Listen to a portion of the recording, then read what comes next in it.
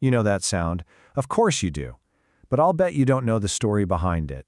A story that's every bit as epic, audacious, and rule-breaking as the music itself. We're going to get into all of it. Yeah, every word of that is true. I mean, think about it. This thing was a 6-minute cultural earthquake. It was a gamble so huge it was practically guaranteed to fail. So, the big question is, how did a track that completely ignored all the rules of commercial logic become one of the most legendary songs ever? So, how in the world did they pull it off? Well, we're going to break it all down. We'll start with the absolutely massive gamble Freddie Mercury took. Then, we're taking you inside the studio to see the pure madness of the recording sessions.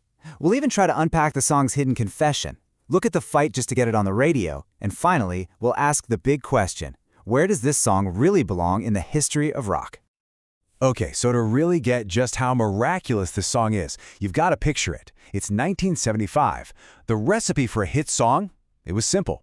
Keep it around 3 minutes. Give it a catchy chorus. Don't get too complicated. And Freddie Mercury's vision for this song was, well, it was the complete opposite of all of that. I mean, just think about the sheer audacity of it. You've got a 6-minute epic that starts as this beautiful, haunting ballad. Then it completely shifts into a full-blown opera with all these wild characters. Then it just explodes into a head-banging hard rock anthem, only to end with this gentle, quiet whisper. There's no repeating chorus, there's no simple hook, there was absolutely nothing for the radio to latch onto. By every single industry rulebook, this was total commercial suicide. So, if the idea itself was that crazy, how did they even manage to create a sound so massive? Well, the answer is a story about relentless ambition, a kind of beautiful obsession, and pushing the technology of the 1970s to its absolute breaking point. So let's head into the studio. 24. What's that about? Well, that number, it was the single biggest technical wall that Queen had to completely smash through to even make this masterpiece possible. See, today, a music producer can use, hundreds of digital tracks. It's practically unlimited. But in 1975, Queen had just 24. That's it. Every instrument, every single drum hit, Freddie's lead vocal, and every single one of those countless harmonies had to be squeezed onto a tiny, 2-inch wide strip of magnetic tape. And the song's producer, Roy Thomas Baker, he really put it best. To get that massive, layered sound, they had to do something that, honestly, sounds completely insane today. It's like, imagine painting a layer on a canvas, right? Then you let it dry, and you paint a totally new image right on top of it. And then you do it again and again. That's basically what they did with sound. It was a technique called bouncing. They'd record, say, 3 amazing vocal harmonies, mix them all down onto a single track just to make room, and then start the whole process over again. And you might be asking, just how far did they push this? Well, get this. The opera section alone is said to have 180 separate vocal overdubs. They ran that poor tape over the recording head so many times that the magnetic oxide coating, it literally started to wear off. The tape became see-through. It was this incredible high-wire act of technical wizardry and just pure, beautiful obsession. But okay, beyond all the studio magic, what is this song even about? Freddie Mercury, he was famously coy about it. He'd just brush it off as random rhyming nonsense. But come on, for a song this detailed, this crafted, that just feels way too simple, right? A lot of people believe there's a much deeper, much more personal story hiding right there in plain sight. And it all starts with that opening confession. It's chilling. But who is the man that was killed? Is it a real person in a story? Or is it something way more symbolic, something buried deep in Freddie's own heart? So to unlock what might be the most compelling theory out there, we need to talk about the idea of camp. Now, camp is basically an artistic style that's all about theatricality, exaggeration, and irony. It was a huge part of Freddie Mercury's entire identity, and it was also a really powerful way for queer artists to express themselves in a world that didn't always understand. And that brings us to this really fascinating theory from music scholar Sheila Whiteley. She argues that the man Freddie killed was actually his old self.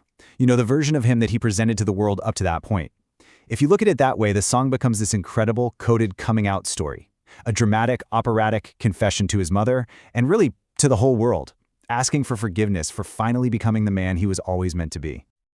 All right, so Queen has done it. They've created their masterpiece. It's 6 minutes long, it's technically brilliant, it's lyrically deep, it's an epic. There was just one tiny problem.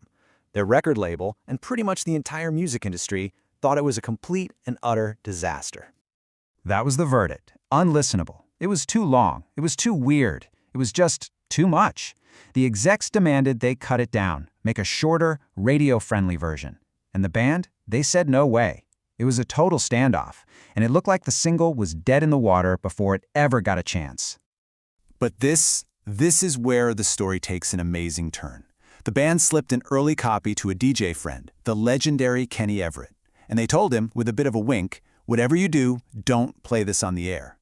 Of course, Kenny knew exactly what he had, pure gold. So he accidentally played it 14 times in one weekend, and the public reaction was immediate. It was an explosion. The station's phone lines completely melted down. Record stores were getting mobbed by people desperate to buy this song they didn't even know the name of yet.